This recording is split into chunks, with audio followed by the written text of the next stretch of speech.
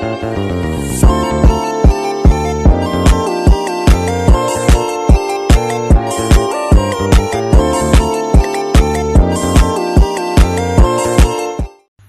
pembelajaran anak berkebutuhan khusus sesuai dengan levelnya masing-masing.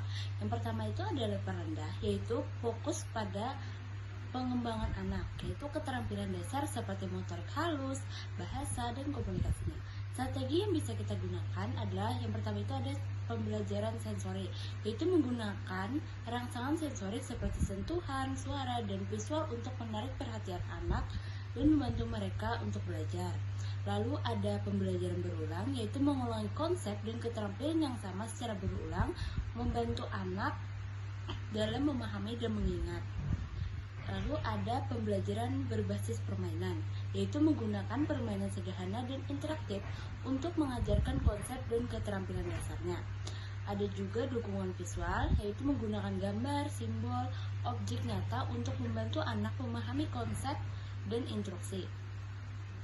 Ada juga dukungan fisik, yaitu memberikan dukungan fisik dan bantuan verbal untuk membantu anak belajar melakukan tugas-tugas tertentu. Dan yang terakhir ada penilaian berbasis pengamatan, yaitu pantau perkembangan anak dengan mengamati perilaku mereka dan kemampuan mereka dalam melakukan tugas-tugas tertentu. Yang kedua ada level sedang, yaitu kita akan fokus pada pengembangannya, yaitu keterampilan yang lebih kompleks seperti membaca, menulis, berhitung, dan berpikir logis. Strategi yang bisa kita gunakan yaitu ada pembelajaran berbasis proyek, yaitu melibatkan anak dalam proyek-proyek yang menantang dan memotivasi mereka. Lalu ada pembelajaran berbasis masalah, yaitu mengajukan masalah-masalah yang perlu dipecahkan oleh anak. Lalu ada pembelajaran kooperatif, itu dengan melibatkan anak dalam kegiatan belajar bersama dengan teman-teman mereka. Lalu ada pembelajaran berbasis teknologi, yaitu memanfaatkan teknologi asistif untuk membantu anak belajar. Dan yang terakhir ada penilaian berbasis portofolio, dengan mengumpulkan karya-karya anak dalam portofolio untuk menunjukkan kemampuan mereka.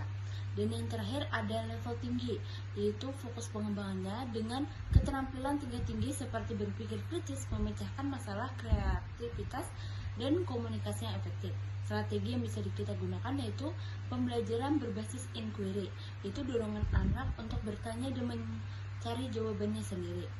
Lalu ada pembelajaran berbasis proyek dengan melibatkan anak dalam proyek-proyek yang lebih kompleks dan menantang. Ada juga pembelajaran berbasis kolaborasi dengan mendorong anak untuk bekerjasama dengan orang lain untuk menyelesaikan masalah dan mencapai tujuan bersama. Ada juga pembelajaran berbasis teknologi dengan memanfaatkan teknologi untuk membantu anak belajar secara mandiri dan mengembangkan keterampilan tingkat tinggi. Dan yang terakhir ada penilaian berbasis kinerja, yaitu mengevaluasi kemampuan anak dalam menyelesaikan tugas-tugas yang kompleks dan menunjukkan kemampuan mereka dalam berpikir kritis, memecahkan masalah, dan berkomunikasi secara efektif. Strategi yang saya berikan mungkin hanya sebagai panduan umum, dan strategi ini bisa lebih kita konsultasikan dengan yang ahli dalam pendidikan khusus untuk mendapatkan strategi pembelajaran lebih tepat untuk kita gunakan nantinya. Sekian, terima kasih. Wassalamualaikum warahmatullahi wabarakatuh.